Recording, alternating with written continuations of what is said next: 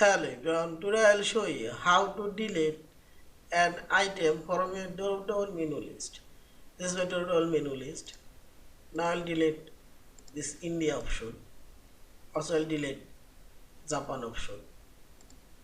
Simply select Tools option and scroll down. Here you will find this Prepare Form option. Select here. Now right click on this drop-down box. Here you will find this Properties option. Select.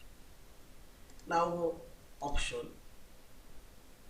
Here you will find this item list. Click on this item list you want to delete. I'll delete India. Simply select delete and see this. Also I'll delete Japan.